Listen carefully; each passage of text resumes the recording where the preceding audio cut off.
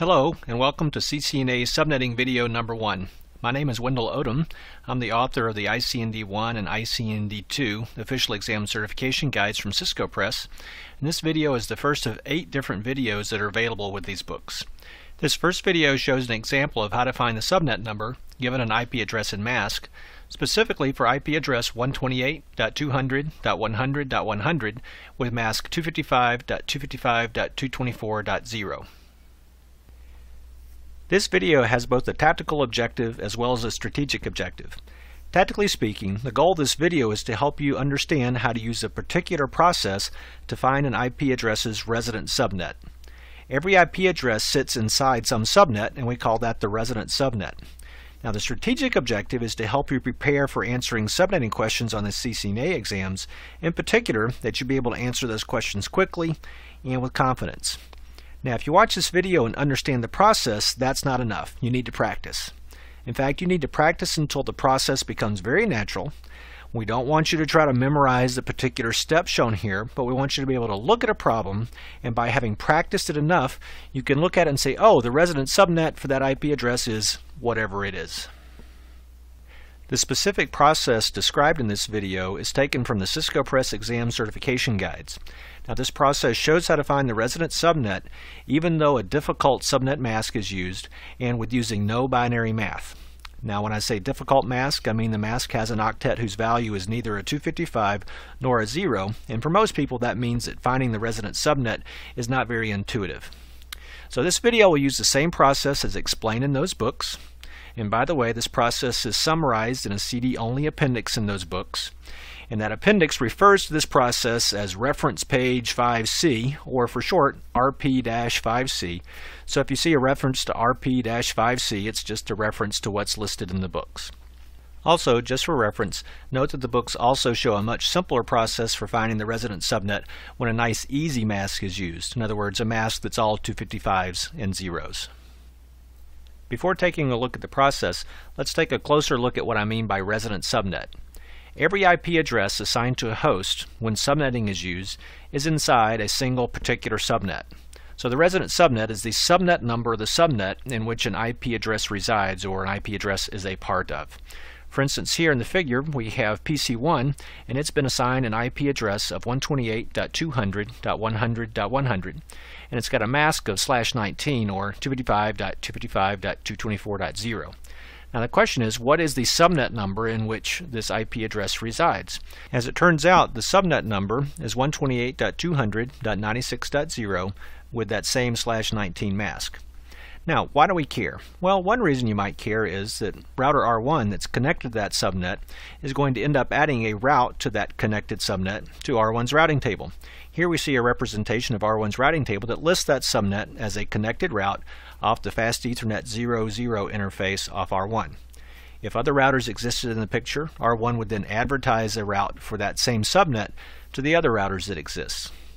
Now, another fact you might want to know is, what's the range of IP addresses that can be used inside that subnet?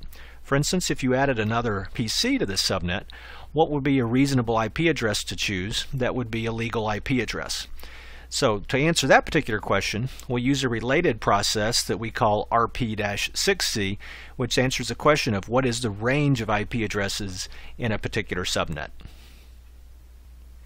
The screen now shows a copy of the 4-step process that will be demonstrated by this video. Now, one of the reasons this video exists is to show you how to use the process, so rather than just read the process off to you, next let's take a look at how to use the process to find the resident subnet. To begin, you can use an empty table that leaves a convenient place to put the subnet mask, IP address, and resulting resident subnet number. Now here at step 1, we simply copy the mask and IP address into the table. Then at step 2, we draw a rectangle around the interesting octet. Now the interesting octet is identified by the subnet mask octet, whose value is not a 255 nor a 0. In this case, it's the third octet with mask value 224.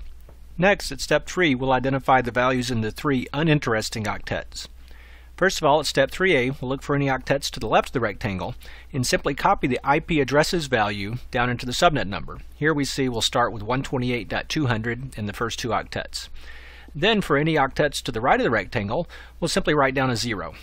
So now we've got 128.200.something.0, and the fourth step will then fill in the something in the third octet. Now at first glance the process may seem a bit odd, but it always does give the correct answer, and it doesn't require any binary math. The first part of step 4 starts with the calculation of the magic number. The magic number is calculated as 256 minus the mask's value in the interesting octet, which is 224 in this case.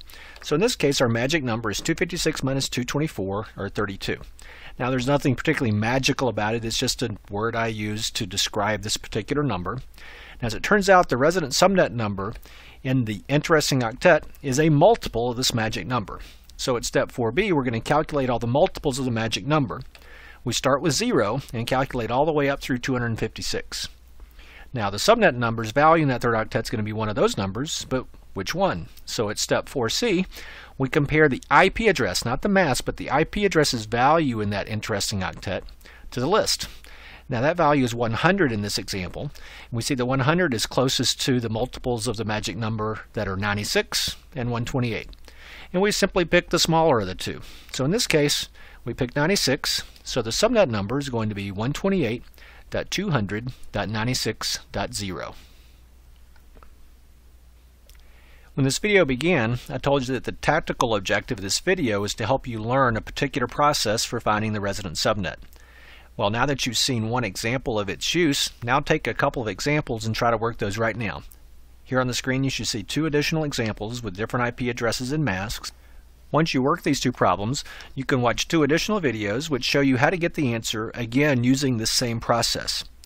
Now at that point the process should become a lot clearer to you if it hasn't already, so then you should just keep practicing the process until it becomes natural for you. In fact, you should shoot for being able to do this process and find the resident subnet for any type of question like this within about 10 to 15 seconds.